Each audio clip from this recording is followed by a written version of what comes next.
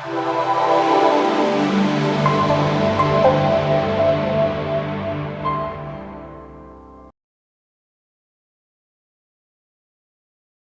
everyone, Mr. Mom Collectibles. I am back with another reaction video, and we're going to be taking a look at the released Darth Vader from Return of the Jedi 40th anniversary. This is one that, whether or not you're excited for it, you had to know it was coming. It was just a matter of time. It was the last figure to be released in that batch photo from earlier in the year from Hot Toys.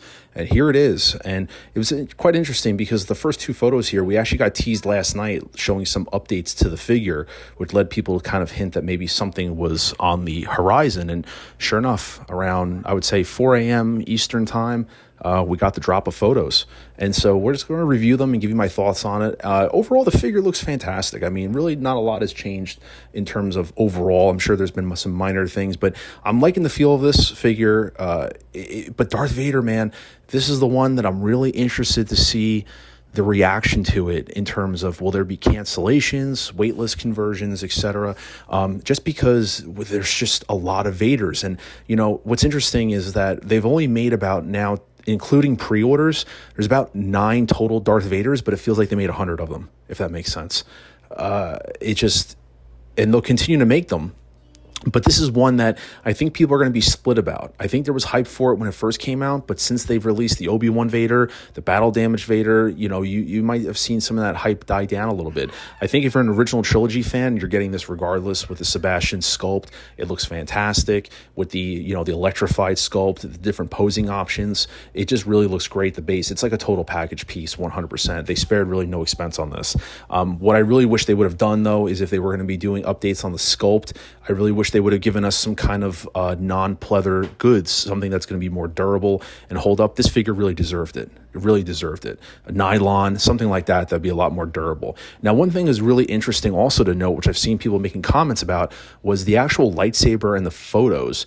If you had a chance to watch, if you didn't, I'll link it here in the video as well. I had an interview with Alex Brooks, who is a Hot Toys blogger photographer, and although he didn't do these photos, he touched on something that was really interesting, that, all the photos that they do get reviewed by Hot Toys, and what's out is put out, somewhat intentionally. And what I mean by that is the lightsaber. This is the first figure that I noticed where we see more of the natural look of the USB lightsaber from Hot Toys. 9 times out of 10, it seems these sabers are actually photoshopped in post just to make sure that they look visually correct. But that doesn't mean that they are accurate as to what you get when you buy the figure. But as you can see in some of these photos, we get kind of a mix. You get photoshopped, edited photos of the saber, but then there are some where it looks like it's literally the natural saber brightness, which obviously people were making comments about, but I'm not too upset about it. Like this photo here, like that's the natural look of the saber. How poorly lit it is. It is USB, but it doesn't mean that it's a new light per se that's going to make it stronger. But I do like the fact that it's transparent. That Hot Toys is basically saying like this is what it's going to be versus kind of a misdirect that they've done on previous. But nevertheless, this is, like I said, it's something that is. I have this one on order. I'm really excited about this figure to get it in. I was contemplating getting more than one because of all the posing options. I think the head sculpt looks fantastic. But then once again, it's another Vader, and we already have the Obi-Wan Vader that was hyped up. I called it the FOMO Vader because that was hyped up like anything. It's a great piece for those who like it, but I mean, it just was really hyped up. And then when they announced that battle damaged one, that one started to get dumped almost immediately. And now we have this one coming out, and people got to pay those invoices that they had on pre-order. So I'm going to be interested to see how many waitlist conversions people get, and if people are deciding to pass on this just because they feel they're more satisfied with the current Vaders that are on the market. I mean, realistically, if you're an original trilogy person, I can understand owning one of, obviously A New Hope, Empire, and this. But outside of that, it's almost like, how many Vaders do you really need? That's why I was curious, another one. But once again, I'm not trying to play shocked like this came out of nowhere. We were expecting this release.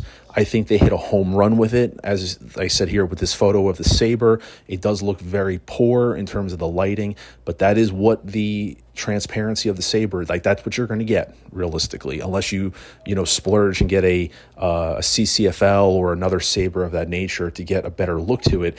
But the presence on this, the base, like I said, that base looks like it's a C-3PO base that has been used by numerous hot toy figures recently, so that's somewhat consistent there with that. But the figure itself just has a very commanding presence.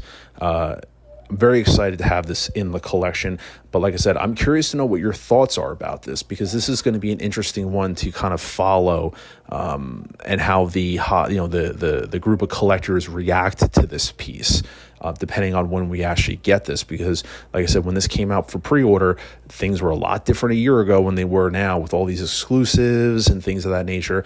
And we also have the anniversary of Revenge of the Sith, upcoming, and many people think that there might be yet another Darth Vader coming for that. That's just the assumption people are making. I'm not by any means saying that's legitimate. That's just an assumption. But this is a fantastic piece.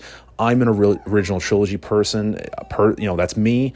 And so anything OT is pretty much a lock bag that it's coming home. And so this one was on order. This was a day one piece. This is in my top 5 most anticipated releases of this year. So this is another one that's coming out. Super excited. I do hope I get this, this year, depending on how fast this one actually gets into the hands of collectors. So to have this all hooked up and ready to go, which is awesome. Like I said, I only have one. I'm really tempted about thinking about another one. I do have a deluxe. I might get a regular to display 2 different options. We will see, kind of cross that bridge when we get to it if something's available. But for right now, one is good for me. I currently have the Empire Strikes Back Vader, and I have the Obi-Wan Vader. Those are my 2 Vaders. And so this one is definitely going to be coming into the collection, and I am so excited for it. But drop a like on this video. Please consider subscribing to the channel if you haven't already for this and more content. And more importantly, let me know your thoughts below. Where you stand right now? Are you somebody that has this on pre-order? Are you keeping it, or are you Vadered out? Let me know your thoughts. I'm really curious to know what your take is on this, and how the market is with the Darth Vaders. Because like I said, we have the Obi-Wan Vader that came out this year. We have another pre-ordered for the battle damaged Vader, and now we have this one releasing. So it's 3 Vaders technically within 1 year.